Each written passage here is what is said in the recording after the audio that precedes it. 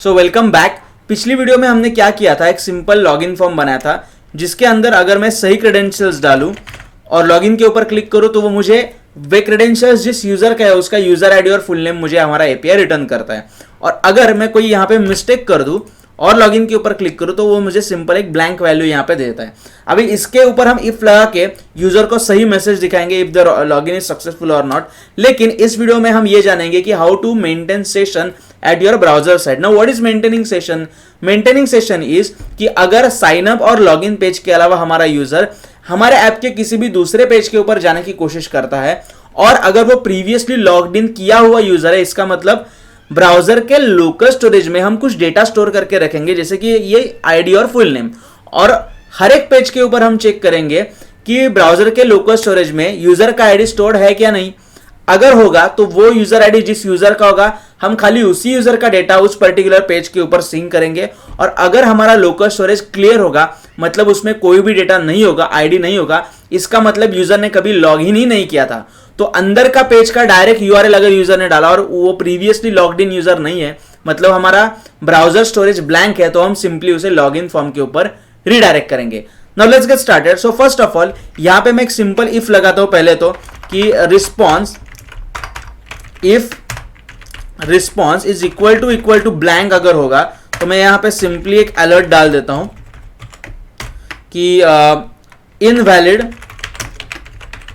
Credentials, और else मतलब अगर रिस्पॉन्स में कुछ डेटा होगा तो simply will just console log the data for now. Let's refresh the page. मैं यहां पे कुछ भी वैल्यूज डाल देता हूं तो यहां पे क्या आ गया, इनवैलिड क्रेडेंशियल्स, कि ऐसा यूजर नेम और ये पासवर्ड मौजूद ही नहीं है। और अगर मैं सही यूजर नेम और सही पासवर्ड डालता हूं तो ऑफकोर्स वो मुझे क्या दिखाएगा, डेटा दिखाएगा। Now let's begin with the first step of maintaining session at browser side. अभी ये जो डेटा हमें यहां पे मिल रहा है वो मुझे ब्राउजर के लोकल स्टोरेज के अंदर स्टोर करना है। So the syntax to store something in your local storage is local storage dot set item. Now set item is a function which takes two parameters. First parameter is a key, a random key. मैं इस की का नाम देता हूं suppose user data, और उसके साथ दूसरा जो पैरामीटर होता है वो द डेटा इटसेल्फ और the variable in which the data is stored, the data has been stored. तो ऑफकोर्स हमारे रेस्ट वेरिएबल के अंदर हमारा डेटा, तो सिंपली मैं यहाँ पे रेस्ट वेरिएबल मेंशन कर देता हूँ। Now let's control S and refresh. So the Sagar Mahajan 123 and log in. अभी यहां पे डेटा मतलब ऑब्जेक्ट हमारा प्रिंट हो गया, मतलब ये एल्स में चला गया, ये कंसोल लॉग रन हुआ, इसका मतलब local storage dot set item ये हुआ होना चाहिए ना। हाउ वी चेक कि लोकल स्टोरेज के अंदर यूजर डेटा नाम का आइटम सेट हुआ है या नहीं, और उस यूजर डेटा की के साथ रेस्ट वेरिएबल की जो वैल्यू है वो बाइंड हुई है या नहीं। सो टू चेक सो सिंपली यहां पे कंसोल के ऊपर मैं टाइप करता हूं लोकल स्टोरेज, जैसे सेट आइटम होता है वैसे डॉट गेट आइटम, और उस की का नाम मैं यहां पे दूंगा जिस की के साथ बाइंड हुआ या फिर एसोसिएट किया हुआ डेटा मुझे यहां पे मिलना चाहिए। तो हमारी की क्या है, यूजर डेटा, एंड एंटर। तो यूजर डेटा के बाद एंटर मारने के बाद यहां पे क्या आ गया मुझे, ऑब्जेक्ट, मतलब ये डेटा सक्सेसफुली यहां पे स्टोर हुआ। लेकिन एक यहां पे हमें सिर्फ इतनी दिक्कत है कि ये जो रेस वेरिएबल के अंदर जो डेटा है it itself a JSON document और an array, we can call it, ultimately it's an object.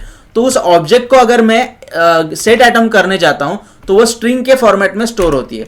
तो सिंपली मैं उसे क्या करता हूं, जेसन डॉट स्ट्रिंगिफाई करता हूं और उसे मैं स्टोर करता हूं। Let's refresh the page, right credentials, okay. Now let's check local storage dot get item.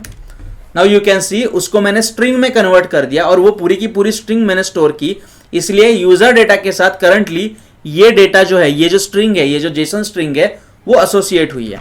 अभी इतना तो हमारा हो गया। अगर ये लॉगिन वाला फॉर्म का जो फंक्शनैलिटी है, लॉगिन करने के बाद अगर सक्सेसफुली हमारा लॉगिन वर्क हुआ, मतलब ये क्रेडेंशियल्स सही है, तो हमें उस बंदे को, उस यूजर को एक दूसरे पेज के ऊपर रिडायरेक्ट करना होगा। जैसे कि फेसबुक के लॉगिन पेज के ऊपर सही क्रेडेंशियल्स डालने के बाद, लॉगिन बटन के ऊपर क्लिक करने के बाद हम अपने ऑटोमेटिकली न्यूज फीड्स के पेज के ऊपर रिडायरेक्ट किए जाते हैं। सो मैं एक नया पेज यहां पे बनाता हूं जिसे हम नाम देते हैं, suppose let's press control S, my expenses, of course पहले चूंकि हम एक्सपेंस रिकॉर्डर का एप्लीकेशन बना रहे हैं तो लॉगिन करने के बाद तुरंत उसको माई एक्सपेंस के पेज के ऊपर हमें रिडायरेक्ट करना है .html। अभी यहां पे मैं सिंपली लॉगिन .html का सब डेटा कॉपी करता हूं। इसमें से फिलहाल हमें ये स्क्रिप्ट टैग के अंदर का कुछ भी मटेरियल नहीं चाहिए, ना ही हमें ये लॉगिन फॉर्म चाहिए। ओके, ये लॉगिन फॉर्म भी नहीं चाहिए। सिंपल मैं यहाँ पे लॉगिन फॉर्म की जगह लिखता हूं माई एक्सपेंसेस, और यहाँ पे of course expense recorder as it is आएगा। ये पेज को खाली मैं चेक करता हूं, पेज का नाम है माई एक्सपेंसेस। ओके, माई एक्सपेंसेस। अभी माई एक्सपेंसेस पेज के ऊपर हम एक सिंपल इफ लगाएंगे जो कि ऑटोमेटिकली ये पेज लोड होते ही एग्जीक्यूट हो जाएगा। तो मैं डायरेक्टली ये जो स्क्रिप्ट टैग है हमारा, इस स्क्रिप्ट टैग के अंदर एक इफ लगाता हूं, if local storage dot get item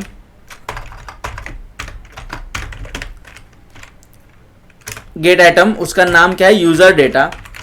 एक काम करते हैं, पहले एक आपको दूसरे तरीके से मैं सेम चीज दिखाता हूं। पहले इस पेज के ऊपर हम देखते हैं कि local storage dot get item user data. उप्स,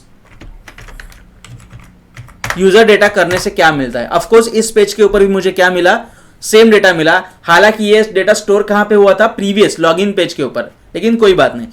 अगर डेटा ये सेट हुआ ही नहीं होता, मतलब गेट आइटम करने के बाद यूजर डेटा ये की वैल्यू एग्जिस्ट ही नहीं होती, तो हमें क्या मिलता, वो चेक करने के लिए मैं यहां पे कर देता हूं local storage dot remove item and again मैं गेट आइटम करता हूं, तो मुझे क्या मिला, नल मिला। मतलब मुझे यहां पे इफ क्या लगाना है, if local storage dot get item उसके अंदर user data is equal to null. अगर ये नल होगा तो कुछ तो होना चाहिए। क्या होना चाहिए? अगर ये नल हुआ मतलब लोकल स्टोरेज के अंदर कुछ भी स्टोर्ड नहीं है, तो simply location dot href is equal to login dot html। देखा आपने अभी अभी क्या हुआ? मैं यहां पे वापस करके दिखाता हूं, URL में डालता हूं myexpenses.html। क्योंकि हमने पिछले पेज के ऊपर वो रिमूव आइटम किया था, मतलब अभी फिलहाल लोकल स्टोरेज के अंदर कुछ भी स्टोर्ड नहीं है। और अभी मैं यहां पे माई एक्सपेंसेस के पेज के ऊपर जाने की कोशिश करता हूं। यहां पे अभी कौन सा पेज ओपन है, लॉगिन फॉर्म वाला पेज ओपन है। मैं myexpenses.html पेज के ऊपर जैसे ही जाने की कोशिश करता हूं, वो माई एक्सपेंसेस का page for a fraction of second open करता है और तुरंत मुझे लॉगिन फॉर्म के ऊपर रीडायरेक्ट करता है, क्योंकि हमारा ये जो कोड है वो सक्सेसफुली एग्जीक्यूट हो रहा है। अभी मैं लॉगिन के ऊपर वापस ये जो एल्स है ना हमारा, एल्स के ऊपर कंसोल लॉग के बाद में लिखता हूं location dot href is equal to myexpenses.html। मतलब अगर यहां पे जो मतलब यहां पे लॉगिन प्रोसेस अगर हमारी सही तरीके से एग्जीक्यूट हुई, जो रिस्पॉन्स वेरिएबल में अगर हमें डेटा मिला, तो क्या करना है, उसे सेट आइटम करना, और सेट आइटम करने के बाद उसे माई एक्सपेंसेस पेज के ऊपर रिडायरेक्ट कर देने का।